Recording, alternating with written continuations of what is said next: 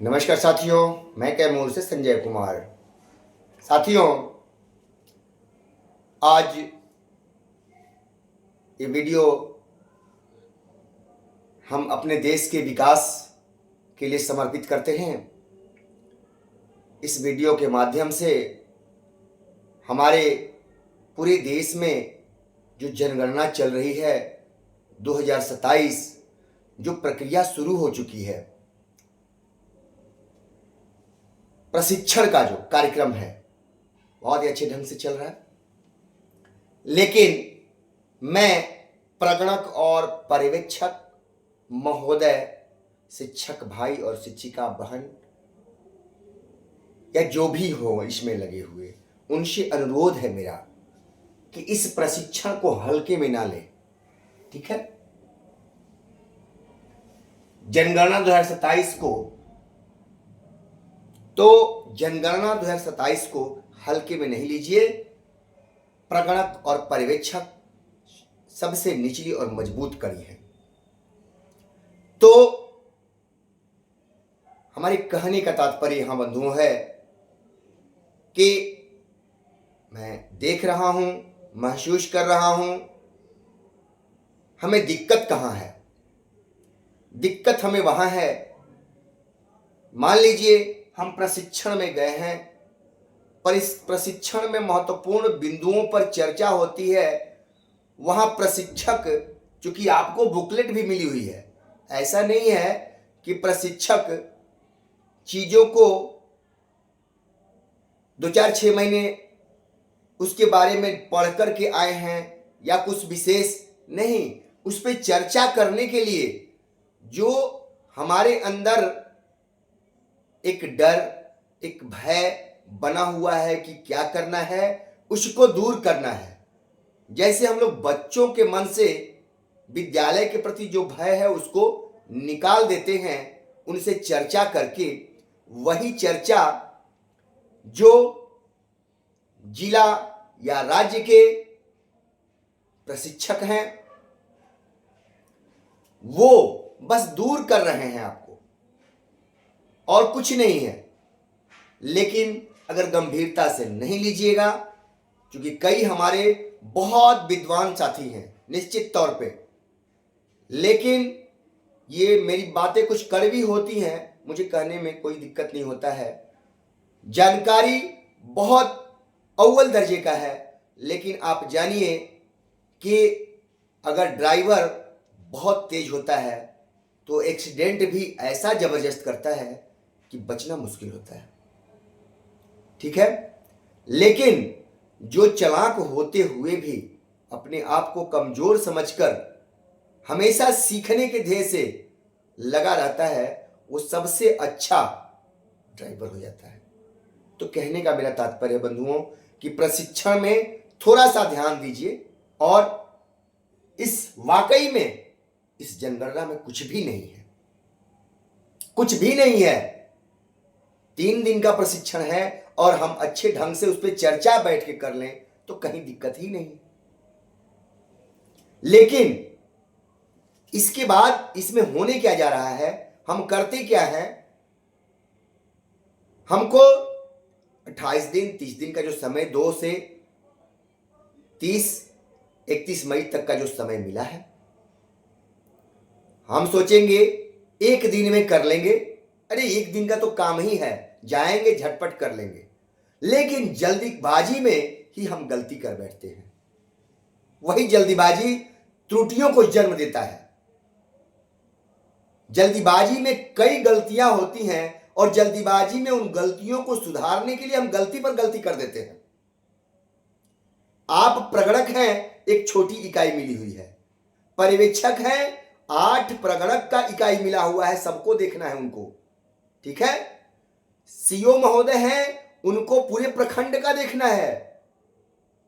जितनी जिम्मेवारी आपको है उसी तरह से उनको भी जिम्मेवारी दी गई है। फिर जिला पदाधिकारी महोदय, उनको पूरे जिले का देखना है। अब सोचिए, ऐसा नहीं है। प्रगणक आप निचली कड़ी हैं, आपको फ्रंट पे जगह पे जा करके मैदान में करना है, लेकिन उनको उन चीजों को कागज में एक एक चीज को कहीं मिस ना हो, त्रुटि ना हो, उसको कुरेदना है उनको।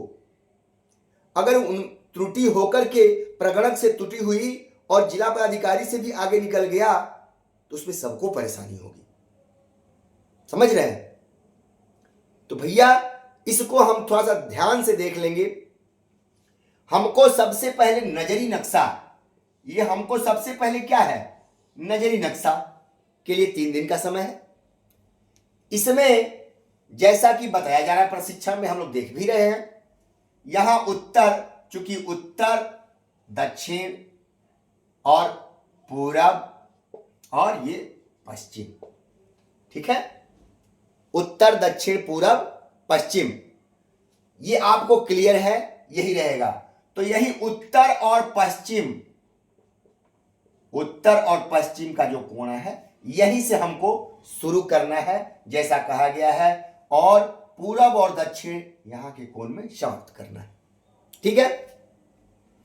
अब नजरी नक्शे में हमें क्या करना है, सबसे पहले हम जाएंगे, पर्यवेक्षक महोदय और प्रगणक महोदय लोग वहां जा करके अपने नजरी नक्शे को अमली जमा पहनाएंगे।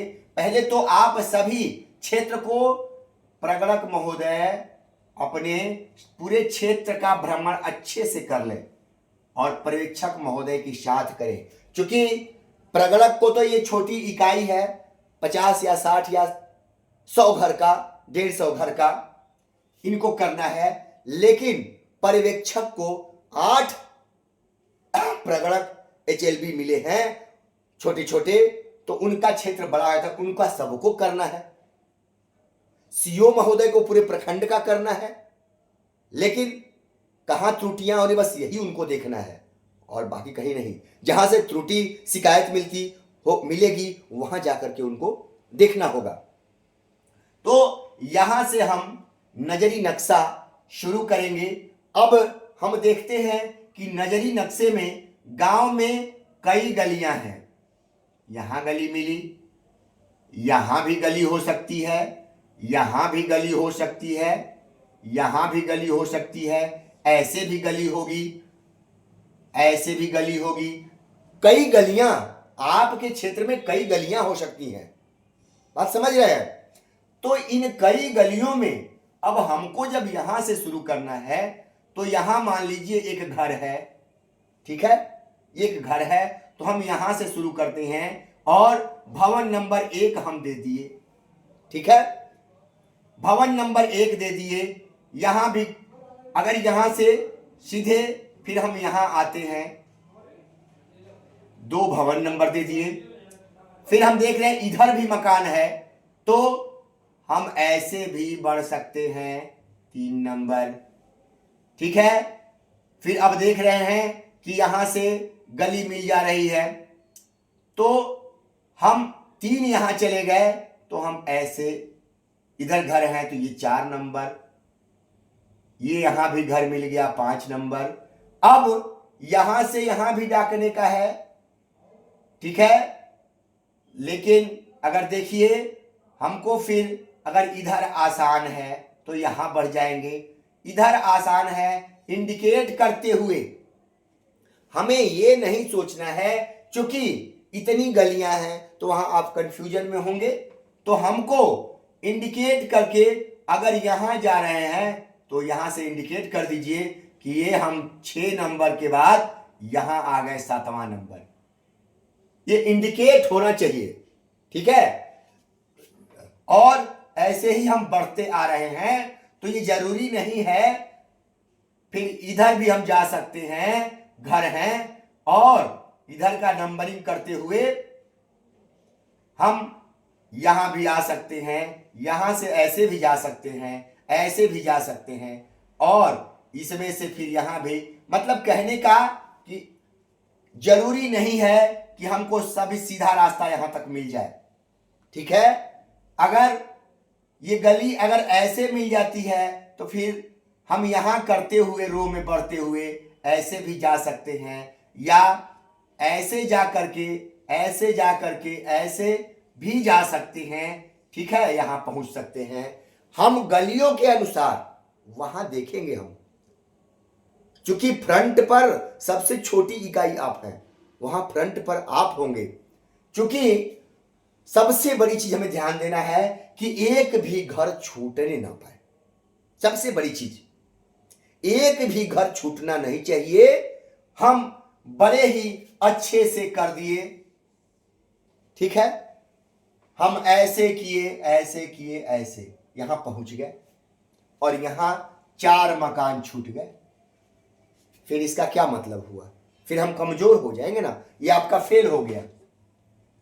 ठीक है, ये हम एक है, इसमें यहां से चले ऐसे ऐसे ऐसे ऐसे ऐसे ऐसे ऐसे ऐसे, या ये देखिए हम यहां से ही चले सुविधानुसार ऐसे ऐसे ऐसे ऐसे ऐसे ऐसे, यहां ही खत्म हो गया। इससे कोई दिक्कत नहीं है, इससे हमारा सफल होगा, लेकिन एक भी घर इसमें छूटे नहीं, ये ध्यान देना है।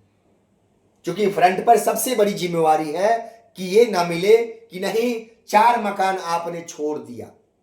ऐसी गलती नहीं करनी है, सबसे बड़ी चीज यही होगी, ये ध्यान दीजिएगा। हम नजरी नक्शा में पर्यवेक्षक से सुविधानुसार आपको जैसा कि बताया जा रहा होगा प्रशिक्षण में, अब जब ये हम कार्य कर लेंगे तो सबसे बड़ा काम मोबाइल पर है। सबसे बड़ा कार्य क्या है? मोबाइल। तो सर्वप्रथम आप पहले उस ऐप को खोलना सीख जाइए। ऐप का पहला पृष्ठ जो है वो सबसे महत्वपूर्ण है। इसमें जो 6 पॉइंट हैं कि प्रविष्टि कैसे करें, और ये 6 पॉइंट जो शुरू में दिया है, इन 6 को आपको मिला है ना, 6 को पहले समझ लीजिए कि अगर किसी व्यक्ति का प्रविष्टि कर दिए, ठीक है, आप लोगों को कहा जा रहा है कि संशोधित करने में डिलीट नहीं करना है, एडिट करना है। एडिट अगर आपसे मिसिंग हो गया तो उसको सुधारने का है, एडिट में हम उसको सुधार लें, लेकिन डिलीट करके नहीं। ये क्रम संख्या आपका 1 2 3 4, ठीक है, भवन संख्या भी 1 2 3 4 या रिपीट हुआ है, ठीक है, मकान जनगणना मकान संख्या 1, ये तो इसको कहने का मतलब है कि इसमें हम कहां त्रुटि हुई है देख करके इसको सुधार सकते हैं, लेकिन डिलीट नहीं कीजिएगा, नहीं तो समस्या हो जा रही है, जैसा कि अभी ऐप में बताया जा रहा है। ठीक है, तो हमें एडिट करके सुधार देना है। हमें इसको इतना प्रैक्टिस, इसको अपने मोबाइल पर पहले ही, जो कि ट्रेनिंग ऐप है, इससे इतना प्रैक्टिस आप कर लीजिए कि आपको ये मोबाइल वहां क्षेत्र में जाए तो ये ऐप आपको एचएलओ खिलौना लगे, आप वाकिफ हो जाएं इस खिलौने से, इस एचएलओ ऐप रूपी खिलौने से आप इतना खेल लीजिए कि आपको ये आसान बन जाए। ठीक है, ये इतना ध्यान दीजिए इस एचएलओ ऐप से। पूरा इसके गतिविधि को ट्रेनिंग वाले ऐप जो दिया गया है उसमें इतना मथिए कि आपको कहीं शंका न रह जाए। आप पर्यवेक्षक से सहयोग लीजिए। आप पर्यवेक्षक महोदय लोग अपने में जो उनको मिला हुआ है एचएलओ ऐप, उनके 8 जो प्रगणक हैं, 8 या 6 या 7 जो भी हैं, वो जो रिपोर्ट देते हैं, वो जो इसमें प्रविष्टि करके फाइनल कर लिए, ठीक है, तो ये प्रविष्टि आप में चली जाएगी। तो पर्यवेक्षक महोदय लोग क्या करेंगे, पूरा इसको चेक कर ले, वो अपने कॉलम को जान जाए कि मैं कैसे करना है, इसमें क्या करना है, इसको सारी चीजों को एक एक बिंदु को इतना प्रैक्टिस कर लीजिए कि आपको दिक्कत ना हो। क्योंकि जहां भी प्रगणक को समस्या होगी आपको कॉल करेंगे और ज़्यादा समस्या होगी। तो आपको उस फील्ड में जाना पड़ेगा। आपकी नियुक्ति हुई है, प्रगणक को समस्या होगी, दिक्कत होगी, तो वहां आपको जा करके उस समस्या का निदान करना होगा, समझाना होगा। इसलिए एचएलओ ऐप को पर्यवेक्षक महोदय लोग हैं कि इसको चीजों को अच्छे से अपने ऐप को समझ लें और प्रगणक महोदय लोग ये समझ लें। ठीक है, तो आप लोग एकदम आसान हो जाएगा। कल मैं कोशिश करूंगा, कल या परसों में, कि एक सारांश जो मेन बिंदु हैं उनका एक सारांश तैयार करूंगा।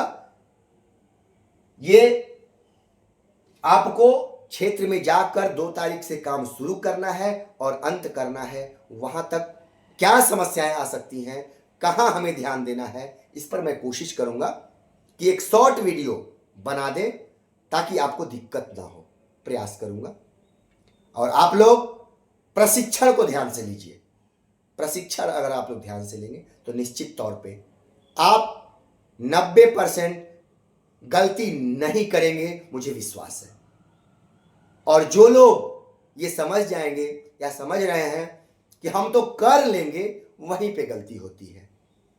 प्रशिक्षण पे ध्यान नहीं देंगे, उनके दिमाग में आ गया, लेकिन जब करीब आएगा प्रशिक्षण, क्षेत्र में जाएंगे तो एकाएक समस्या सामने आएगी, तो वो घबराहट होगा या सोचेंगे कि मेरा तो कंप्लीट ही है, एक दिन में कर लेंगे। समय बीतेगा और पर्यवेक्षक महोदय मांगे जल्दी दीजिए, अब उस जल्दीबाजी में गलती होगी। इसलिए ससमय भैया पर्यवेक्षक और प्रगणक महोदय भाई, ससमय आप थोड़ा सा समय देकर के उन कामों को कर लीजिएगा। कल पे मत छोड़िएगा कि 2 दिन में कर लेंगे, 1 दिन में कर लेंगे, ऐसा मत सोचिएगा, नहीं तो वही आपके लिए समस्या हो जाएगी। जनगणना तो होगा, लेकिन आपको थोड़ा सा वहां मानसिक और शारीरिक परेशानी होगी। भैया इसी के साथ फिर अगले वीडियो में आएंगे और कोशिश करेंगे कि इसको और आसान बना करके कई बिंदुओं को अध्ययन करके, और मैं कोशिश करूंगा क्योंकि मोबाइल पर ही आपको मैं बताऊंगा कल किन किन बिंदुओं को कैसे करें, इसको सीधा मोबाइल पर मैं बताऊंगा तो और आपको आसान होगा। क्योंकि एक प्रगणक का और एक पर्यवेक्षक का दोनों का मोबाइल लेंगे और दोनों मोबाइलों से आप लोगों को समझाएंगे। कल ये मेरा प्रयास होगा। नमस्कार, फिर मिलेंगे।